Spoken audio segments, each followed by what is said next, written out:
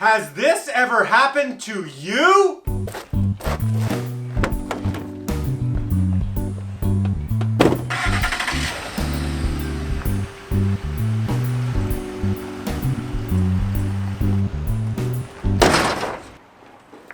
Welcome to Garb Car Garage.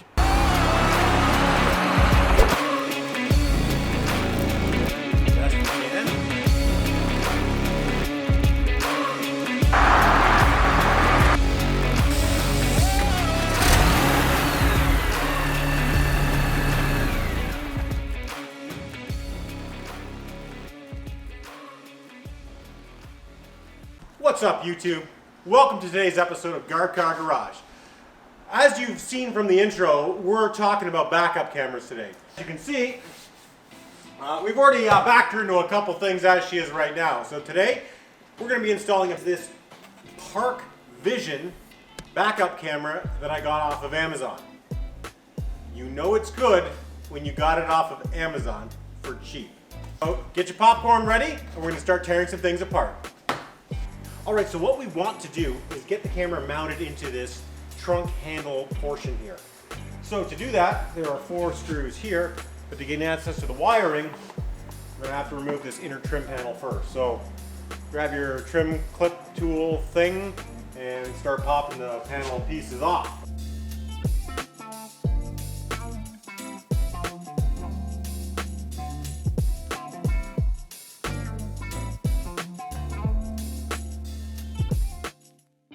Okay, so after all that pulling, there's a Phillips screw on the bottom of each of these. So we're going to take that off, and then the whole thing should come off.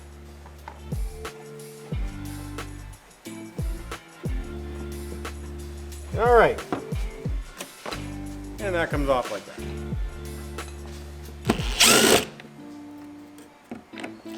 No, it's still good.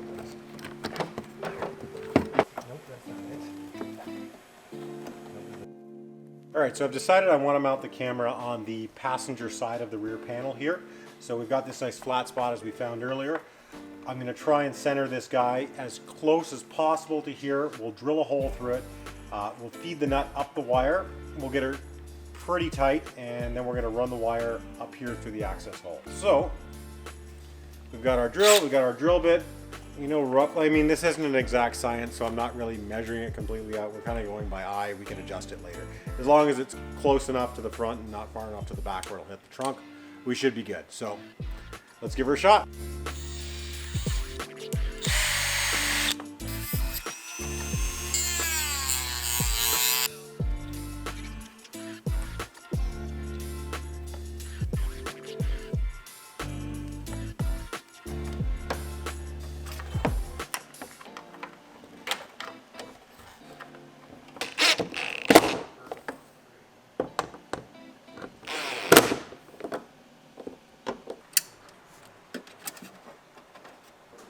Okay, so we've got the handle mounted back to the trunk again. Now our goal is to try and get this wire and the auxiliary one mounted through the trunk loom into the back so we can run it to the front of the car. So this is going to be a challenge, but here we go.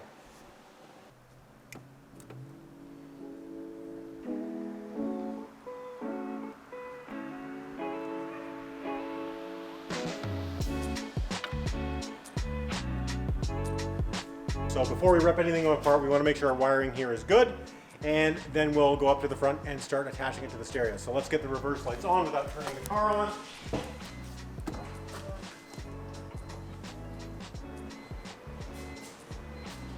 So we can see that we've cut into the wire correctly and repaired it, because we do have reverse lights on the trunk lid.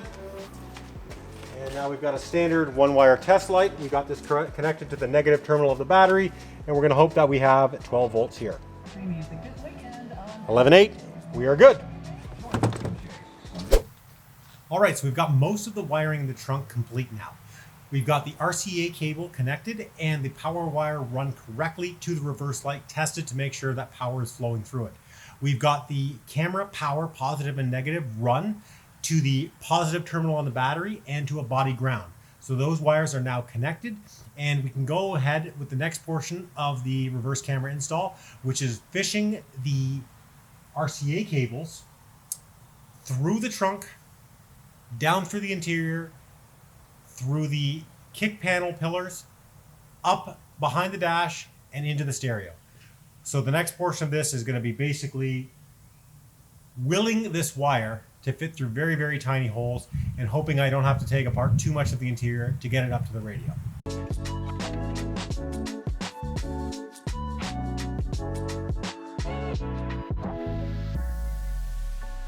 Okay, so we've got the RCA wire run from the trunk now into the passenger cabin. So what we had to do, because this is a non-folding seat model on the 325 here, we pried back the foam fabric of the seat, and as you saw, we ran it through the existing wiring loom that was there for the main battery cable to run through. So we're going to continue this wire down through the kick panel and up behind the dashboard.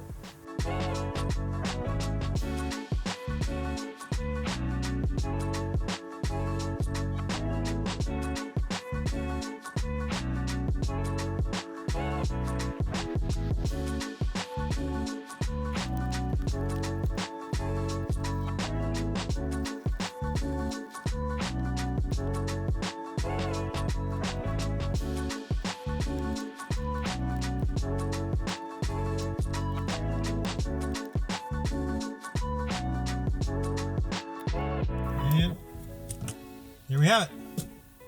Radio assembly slides forward, and now we can access this rat's nest behind it that the previous owner installed or had somebody install, and we'll figure out where things go.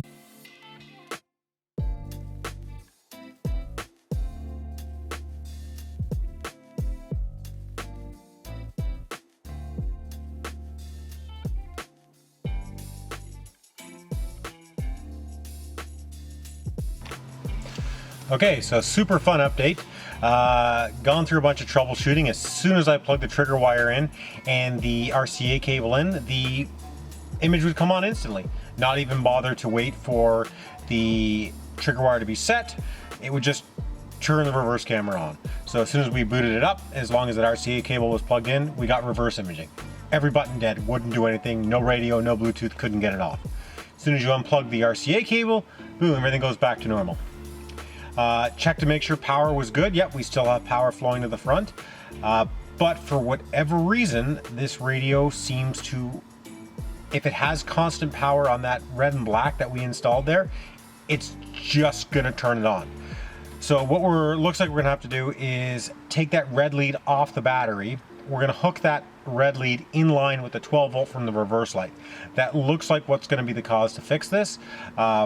This shouldn't be this difficult. Again, these should just be pretty straightforward, but for whatever reason, as soon as this radio sees 12 volts, it just turns the backup camera on, regardless if it gets trigger voltage or not.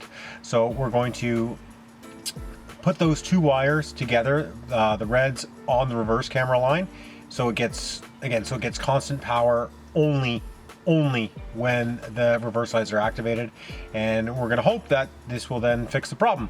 So back to the trunk, cut open the loom, recut open that original spade connector that we put on, hook those three wires together, put it back on, and hopefully problems are solved. So, yeah, let's get back to the trunk. Okay, so now we've got all three wires running to the same spade connector. Blue-green there. You can see that is the original reverse wire.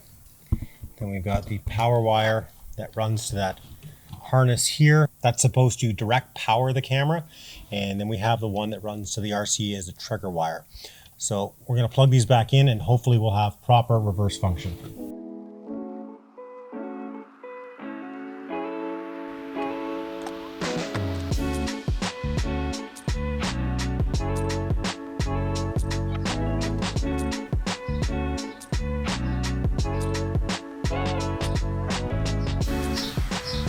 Alright, so backup camera is installed. It works fantastically.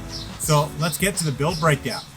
Alright, so this one wasn't too bad parts-wise. Now the reverse camera pretty much came as a kit with all the cables and everything we needed. We needed a couple extra wires, miscellaneous things, but most people will have those lying around any sort of shop. So we're just going to factor in the price of that reverse camera itself, which we got on Amazon for about $49.95. Now those LED license plate covers, they were about $30 for the pair of those. So we've got about $50 into the camera, $80 into the license plate lights, giving us a grand total of the build on this one for about 80 bucks.